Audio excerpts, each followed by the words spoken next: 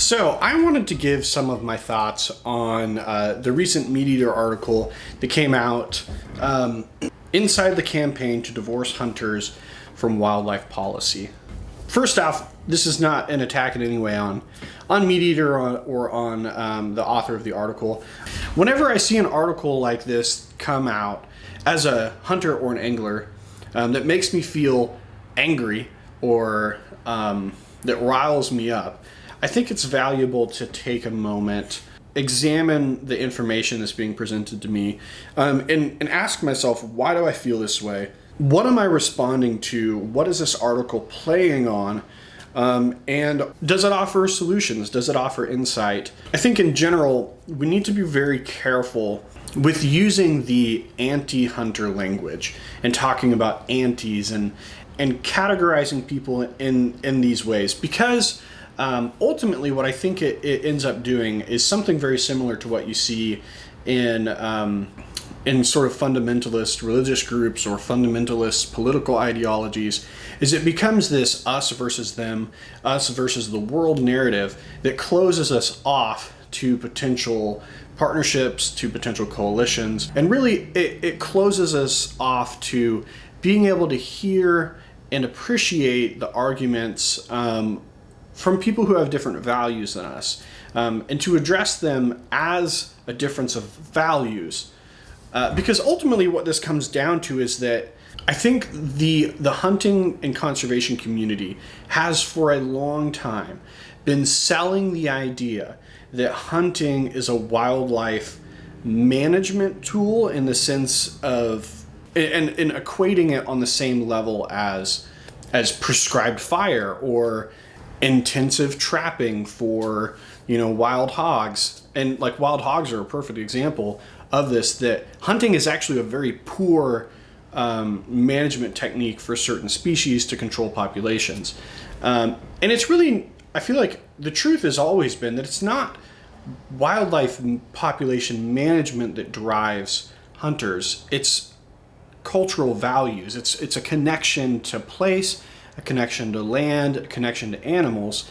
And I see that argument of, they're trying to make the argument that hunting is not an effective wildlife management tool and they're introducing predators, blah, blah, blah. Like, yeah, maybe that's true. Maybe that's part of their part of the calculations of these organizations. But actually, it's not a very good argument to sort of rest our case on. I think it's a much better argument, and one that actually is more powerful and shares more of the sphere of values with people that are our enemies, is actually that connection to land, connection to our value for wildlife and of wild places, and to not see like the Humane Society's vision of ecotourism, which means habituated animals being photographed in national parks. I don't want that. I think a lot of people who are in the environmental movement don't want that. And I think we have a powerful argument for keeping animals wild, part of that being having human hunting pressure on them so the animals aren't habituated, right? Anyways, so that's one thing that did concern me about the article is hey, number one, we're talking to the Congressional Sportsman Alliance, who are not exactly the face of nuance when it comes to wildlife issues. And I appreciate the work they do.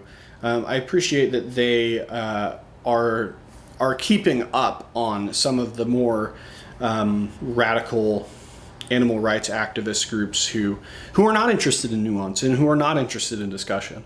But I think we do have to be careful that we are measuring ourselves by the same standards, that we're not, accusing animal rights activists of being these closed-minded, they only are interested in their perspective, and then at the same time turning around and doing that to our crunchy friends who want to just mountain bike and forage and hang out, and who are not interested in hunting and fishing.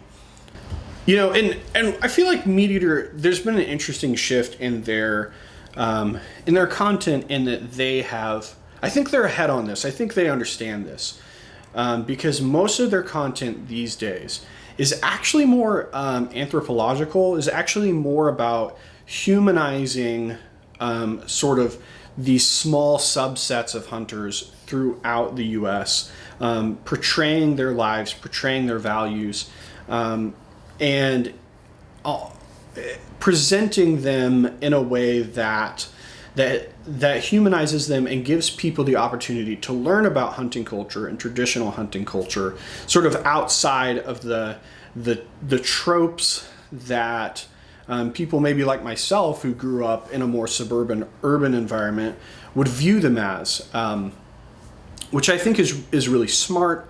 And actually, I very much enjoy it. I think it's the right direction as far as communicating hunting culture goes. I think there also has to be a recognition that, hey, the landscape is changing. The sort of preserving hunting culture as it was 50 years ago, it's not going to work. That culture is dying with its generation. It's up to us, the next generation, to look back and see, hey man, like what is valuable from our previous generations kind of set of ideas about hunting, and what do we want to update? What do we want to change? I don't think it's good to have the wisdom of the scroll shall not be adjusted perspective about the North American wildlife model. I think we can look at it and say, hey, this set of values was put in place at a time, and it reflects the values of those people. What are our values now? How has the situation changed? How are there analogs between the 1800s, early 1900s, and today? Because there are analogs, increased urbanization, habitat loss, extinction of and extirpation of different species.